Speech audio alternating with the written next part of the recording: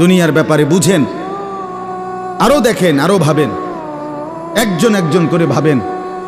দুনিয়া আরো যদি সাজান, খোদার কসম ক্ষণিকের ক্ষণিকের ক্ষণিকের অল্প সময়ের দুনিয়া চমৎকার সাজাইয়াও তৃপ্ত হইতে পারবেন না, তৃপ্ত হইতে পারেন।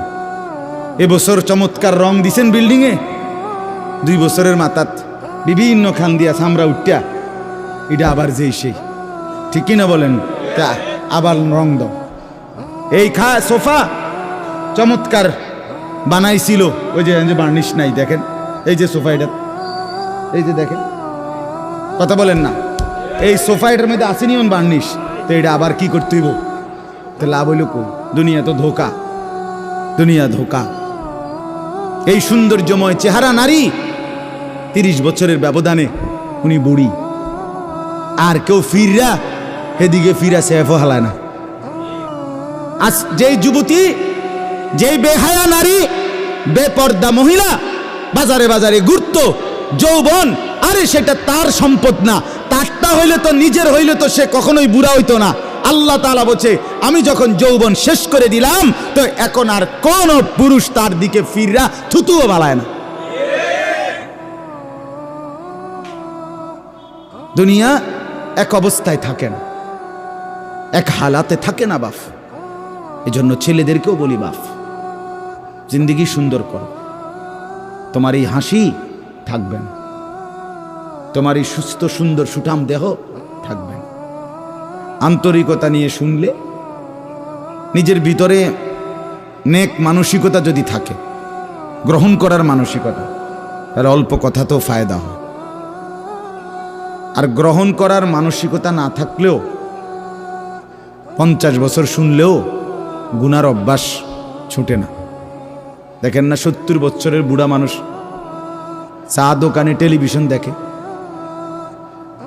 তাহলে এত বড় বুড়ো মানুষ, মুরব্বী, উনি এখনো যদি বিড়ি খায়, সিগারেট খায়, এখনো যদি চা দোকানে টেলিভিশন দেখে, তো ওনার এই মন্দ অভ্যাস, বদ অভ্যাস কত বছর পরে ছুটবে? উনি আরো কয়শো বছর বাঁচলে গিয়া বুঝবে এটা গুনাহ। আর ওনার আর মেয়াদ আছে কি? এই জন্য বললাম, আপনি খবর নিলে দেখবেন 30 বছর মসজিদে আসা যাওয়া করে ঠিকই, কিন্তু যথাযথ আন্তরিকতা, দিলের মধ্যে আখেরাতের কোনো মানসিকতাই নাই, নিজেকে বদলানোর অনুভূতিই নাই, ফিকিরে নাই। সোজা কথা, পরকাল বলতে কিছু, এখন যা আছি তাই। এখন সুখে থাকলে সুখী দুনিয়া, এখন দুঃখে থাকলে দুঃখী। জিফুত যদি ঠিকমতো খানা খাদ্য খাওয়ায় খুশি, ঠিকমতো খানা খাদ্য নাই দুঃখী। এই মানে দুনিয়া পেলে খুশি, দুনিয়া না পেলে দুঃখী। লাভ লোকসান, আয় ব্যয়, হিসাব কিতাব, সুখ আনন্দ, দুঃখ বেদনা, হাসি কান্না, আবেগ অনুভূতি, সবটাই শুধুই দুনিয়াকে কেন্দ্র। এখানে কি পেলাম? এখন কি পেলাম? এখন কি পেলাম? ইনহিয়া ইল্লা হায়াতুনা দুনিয়া নামুতু ওয়া নাহইয়া। আল্লাহ তাআলা বলেন, নাফরমান আর পাপীদের জীবন কেমন হয়? কোরআনে আল্লাহ বলছেন, তাদের অবস্থা হয় এমন যে তারা বলে জীবন কেবলই দুনিয়ারটা, আর কোথাও জীবন নেই, আর কিছু নাই। নামুতু ওয়া নাহইয়া, এখানেই মরব, এখানেই বাঁচব। ওমা নাহনু বিমাবউসিন। আল্লাহ বলেন, নাফরমানদের দিলের মধ্যে এই বিশ্বাস যে আমাদেরকে পুনরায় কোথাও উঠানো হবে না। আল্লাহ যে বলছেন হাসরের ময়দানে তোমাদেরকে উঠানো হবে, সুম্মা ইন্নাকুম ইয়াউমাল কিয়ামাতি তুবআসুন। আল্লাহ তাআলা বলেন, তোমাদের প্রত্যেককে কিয়ামতের দিন হাসরের মাঠে তোলা হবে। আল্লাহ বলেন, বেঈমানের দিলে এটা থাকে না। তার কথা হলো প্রাপ্তি অপ্রাপ্তি, লাভ লোকসান, ভালো মন্দ, হাসি আনন্দ, দুনিয়া। ছেলে বিদেশ থেকে টাকা পাঠাইতেছে, খুশি। ছেলে বিদেশ থেকে টাকা টুকা ঠিক মতো দেয় না বা কামাই রোজগারি কম, জিজ্ঞাসা করবেন কেমন আছেন, কি এর বালা, আমরা আর বালা কি এর, হ্যাঁ কি সমস্যা কি তা চাচা, এ ফোলাগারে কত ঋণ ফিন কইরা সুদে টাকা নিয়া কিস্তিতে টাকা লইয়া বিদেশ পাঠাইছি, তেয়ন টাকা পয়সা পাঠায় না, আর বালা কি এর? তাহলে উনি দুঃখী কেন? টাকা নাই। আবার টাকা পাঠাইতেছে, মাশাআল্লাহ, পান খাওয়ার স্টাইলই আলাদা, চা খানার ঢঙে আলাদা, কথাবার্তার স্টাইলই ভিন্ন। কেমন আছেন? আসি আল্লাহর রহমতে, আপনাকে দোয়ায়, 10 জনের দোয়ায় আল্লাহ ভালোই রাখছে। কেমনে ভালো? এতে আল্লাহর রহমতে টাকা পাঠায়, আমরা তার মা আমি আমরা মিল্লা খাইয়া পইরা ভালো আছি। তাহলে ভালো থাকে দুনিয়া, ভালো থাকলে ভালো নাই দুনিয়া, ভালো না থাকলে তো আখিরাত, কবর, মৃত্যু পরবর্তী জিন্দিগি, সের জন্য কি ব্যাপার? তার জন্য কোনো আলোচনা লাগবে না,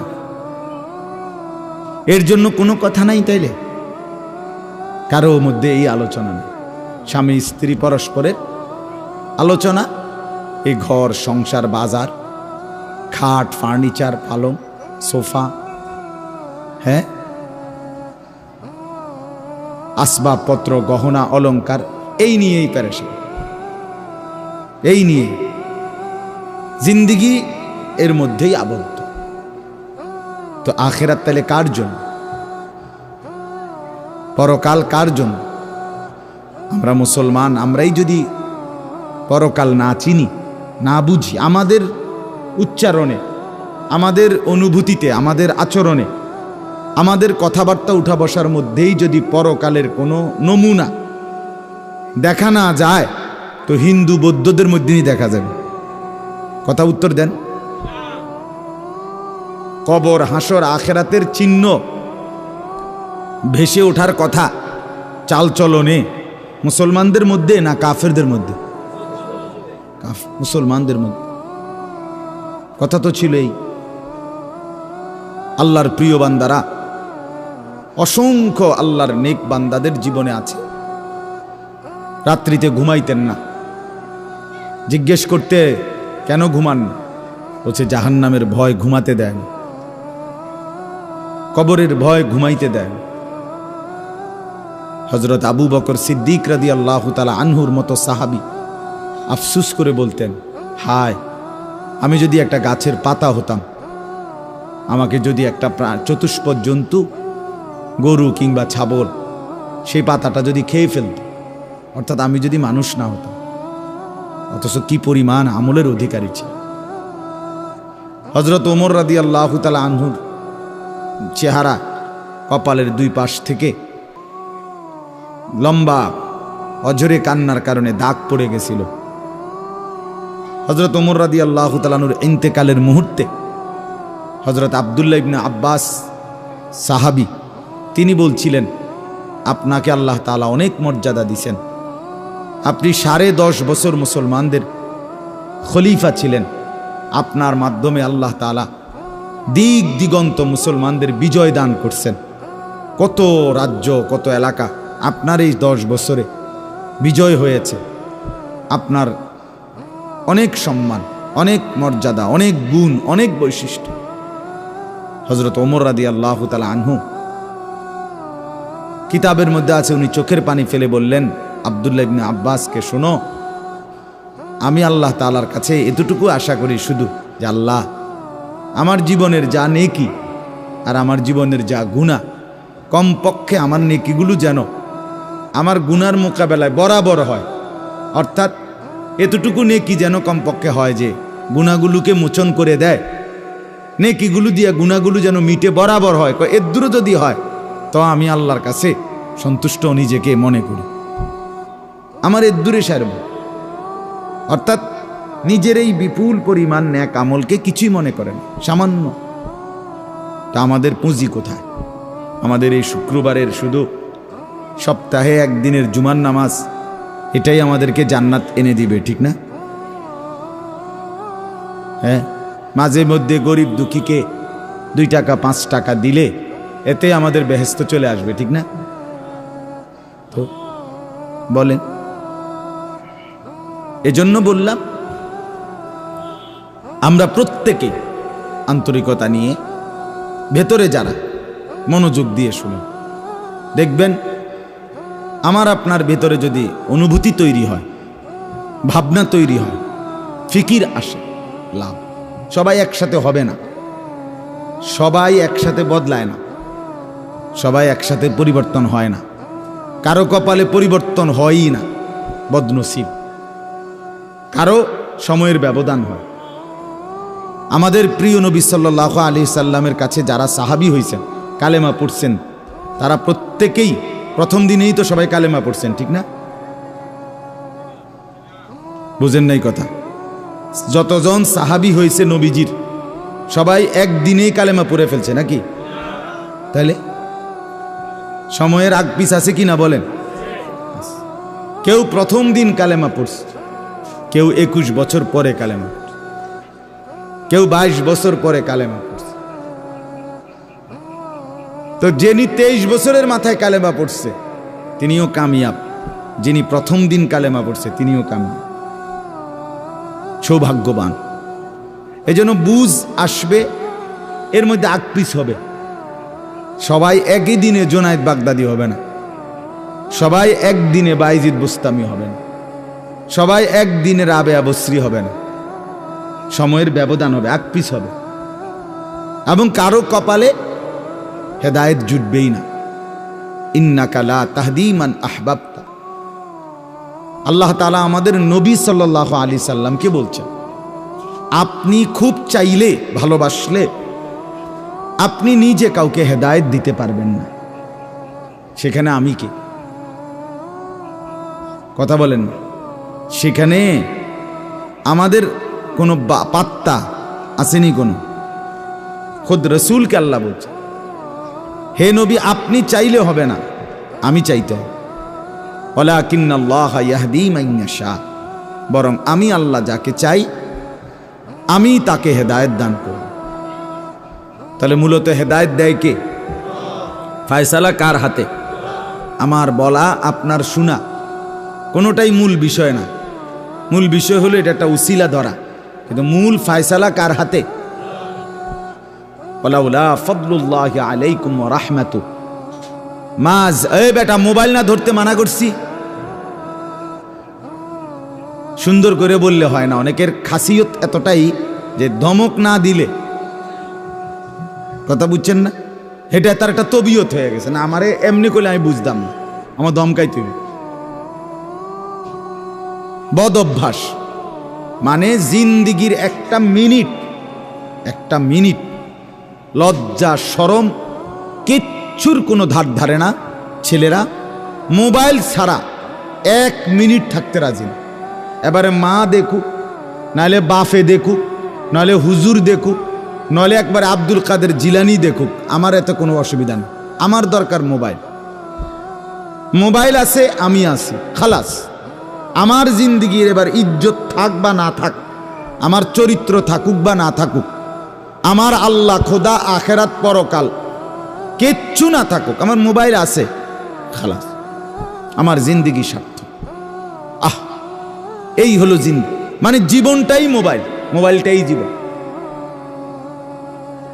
বেঁচে আছে মোবাইল টিপবার জন্য, মোবাইল বানানো হয়েছে তার কাছে পৌঁছবার জন্য। আজ ছেলেদের হালাত মানে বেঁচেই আছে এটার জন্য, বেঁচেই আছে।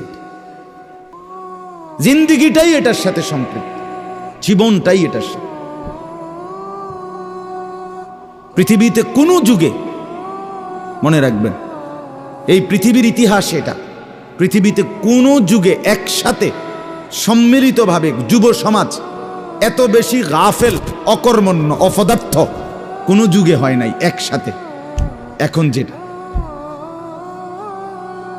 আগে একটা সমাজে, একটা এলাকায় বখাটে দুশ্চরিত্র একজন ছিল, দুইজন ছিল, চিহ্নিত, কথা বোঝেন নাই, চিহ্নিত হয়, তারে মানুষের চিনত, তে সুর। গ্রামে চুক্তি হয়তো একজন, তে একটু খারাপ, তার লগে মিশ্র না।